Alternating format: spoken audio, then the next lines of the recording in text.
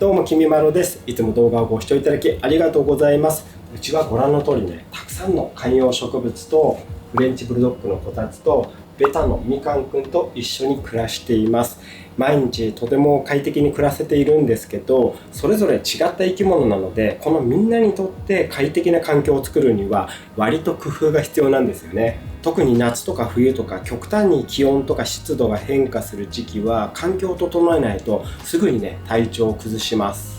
僕はまだいいんですけど、こたつはねフレンチブルドッグなんで暑さとかはねほんと大敵ですし、みかんも水温とか気にしていかなきゃいけないし、あとね何よりこのたくさんの観葉植物、この子たちが結構デリケートなんで、部屋の温度とか湿度とか風、そして光とかねバランスよく考えてあげないと綺麗に成長できなかったり、場合によってはねあっさりと枯れてしまいます。そんな感じでこの一緒に暮らしている生き物たちの育成環境を整えてあげるのが僕のね役割だったりするんですけど、全部自力で手動でやっていたらさすがにね手が回らないんで、自動化できるところはなるべく自動化して任せちゃっています。今までも何度か紹介していますけど、うちではスイッチボットのスマートデバイスを駆使して部屋の中が常に快適でいられるように設定していますので、今日は僕のスイッチボット活用法を紹介します。部屋でこういった観葉植物だったりペットを飼っている方の参考になったら嬉しいです。では早速紹介していきましょう。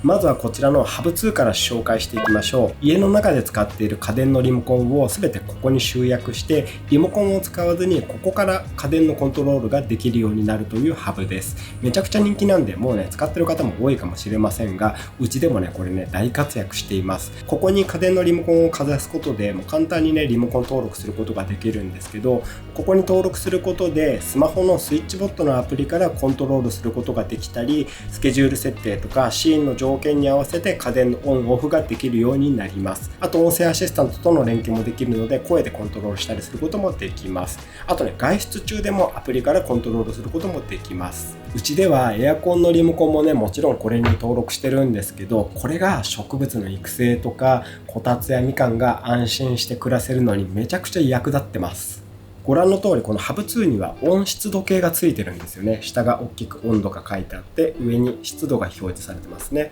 ちなみに温湿度センサーはここについてます。この部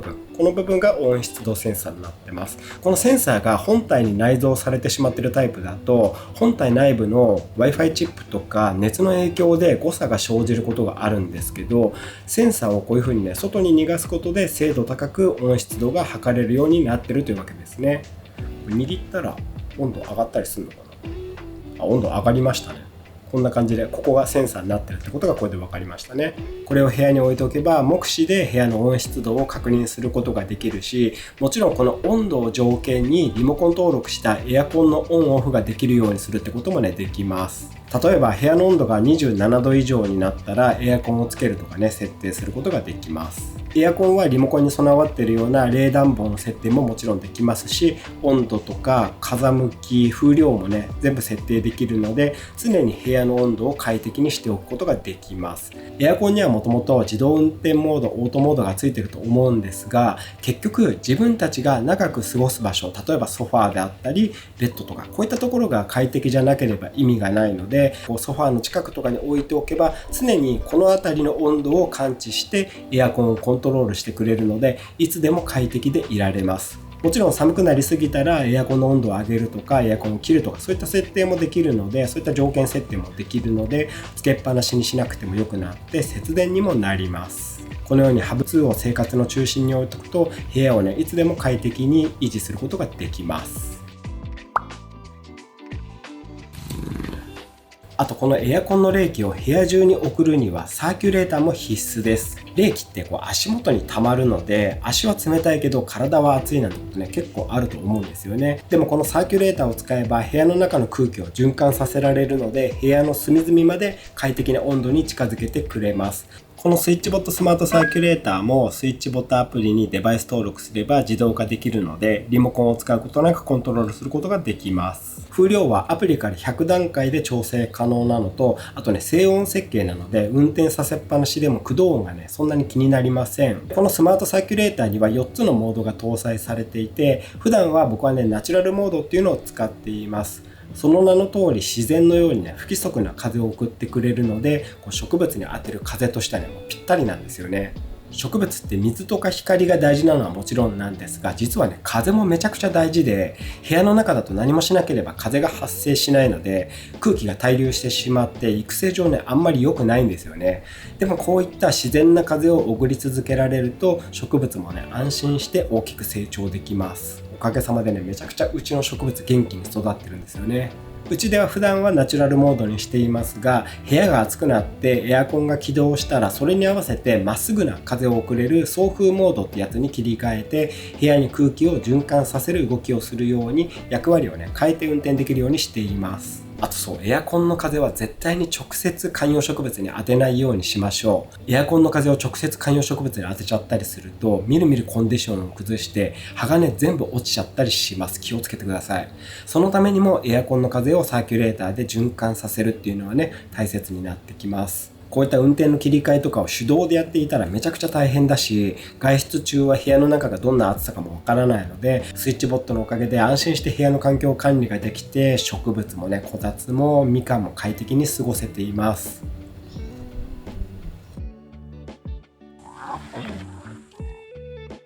スイッチボットは他にもいくつかね温湿度計があって、まずこちらが温湿度計プラスというものです。大きめのディスプレイに大きな文字で温湿度が確認できるので、これはねこたつのケージの近くに置いています。外出中はこたつをケージに入れてるんですけど、部屋の温度はさっきのハブ2で管理できていますが、さっきも言いましたが、エアコンを使うと部屋の上の方の温度と足元の温度がね結構差があったりするんで、低いところにあるこたつのケージの温度がね暑すぎないかとか寒すぎないかっていうのを外出中でも確認できるようにここに置いています。今のところトラブルはないんですけど、大切なねこたつの体調管理の一つとしてケージの温度っていうのもまめにねチェックするようにしています。でスイッチボットのこういった温湿度計は全部ねアプリでグラフを見ることもできるので、これもね安心ですね。で同じようにこちらの防水温湿度計というのも使っています。これはねベランダに吊るして使っています。こちらもスイッチボットの防水温湿度計ですね。うちはねベランダでも雨ざらしでねたくさんの植物を育てているんですが、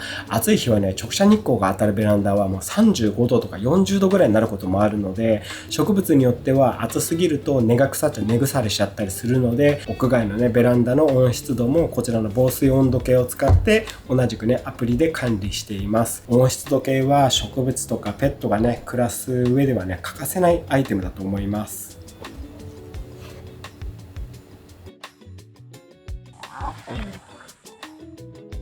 であと役立つのがこれですね。プラグミニです。これはコンセントと電源コードの間にかませて、デバイスのオンオフをこれでコントロールできるようにするプラグです。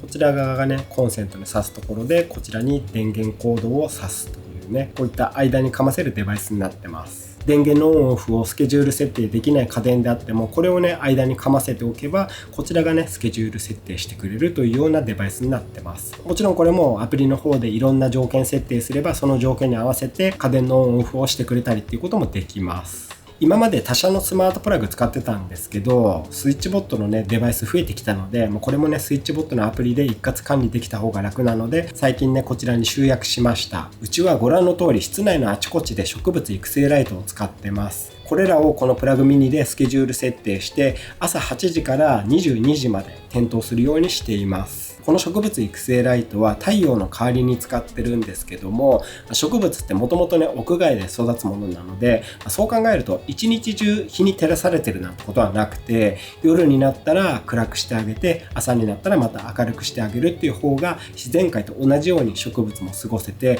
よく育つんですよね。なので朝の8時から夜の10時22時までなんですね。エバーフレッシュとかこういった観葉植物は窓際のカーテン越しの光ぐらいでも育つんですけど、この前の梅雨の時期とかもそうですけど、日照条件が悪い日も多くて安定してね成長させにくいので、室内でも綺麗に育てるためにこれらにも植物育成ライトを当ててあげています。やっぱりね多少こうライト当ててあげた方が植物もねよく育ちますね。ほんとうちはこの環境にしてねめちゃくちゃ大きくなりました。あとそういったね観葉植物以外にもこんな感じでねアロイド系とかピカクシダとかアガベとかね、部屋中に植物があるんですけど、先ほども言いましたがベランダにもねびっしり植物を置いて屋外育成してるので、もうね外に植物の置き場がないんですよね。あとアガベなんかは太陽の光を浴びせまくることで綺麗に成長していくので、室内でこういう太陽光を再現した植物育成ライトの下に置いた方が安定した光をね常に浴びせられるので、うちの環境では屋外よりねむしろこの部屋の中の方が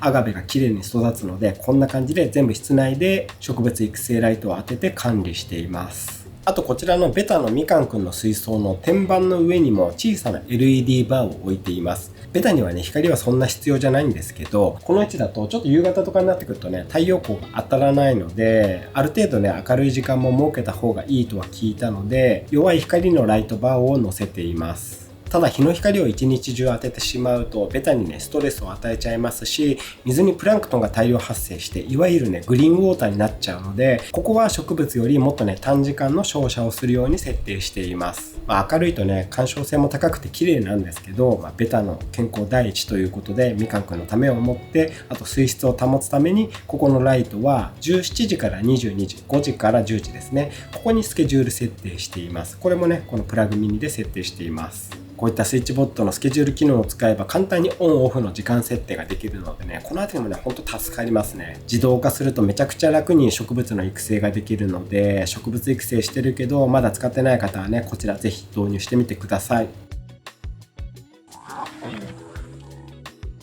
はい、そういったわけで今日は我が家のスイッチボット活用法を紹介しました。今回紹介したハブ2スマートサーキュレーター温湿度計プラグミニはもちろんなんですけど、スイッチボットにはこれら以外にも植物やペットが快適に過ごせるスマートデバイスがたくさん揃っていますし、アプリ連携もとても簡単なので、ぜひね導入検討してみていただけたらと思います。僕はこの他にもスマートロックとかペットのね見守りカメラとか、こういうのもね全部スイッチボットのものを使っていて、それらを全部スイッチボットのアプリで一括管理しているので、めちゃくちゃ管理が楽になってます。このねアプリで一括管理ができるあたりもほんと使いやすくなるのでおすすめです。今回紹介した商品は全てね概要欄にもリンクを貼っておきます。今 Amazon 先行セールでお買い得価格になっているので、気になる方はねぜひ概要欄からチェックしてみてください。はい、今日の動画は以上です。本日も動画をご視聴いただきありがとうございました。もしこの動画が良かったと思った、参考になったと思った方はぜひグッドボタンもよろしくお願いいたします。このチャンネルではこうしたスマートデバイスの紹介なんかもいろいろやってますので、よろしければチャンネル登録もよろしくお願いいたします。あとベルマークも押していただけたら嬉しいです。最後までご覧いただきありがとうございました。では次の動画でお会いしましょう。バイバーイ。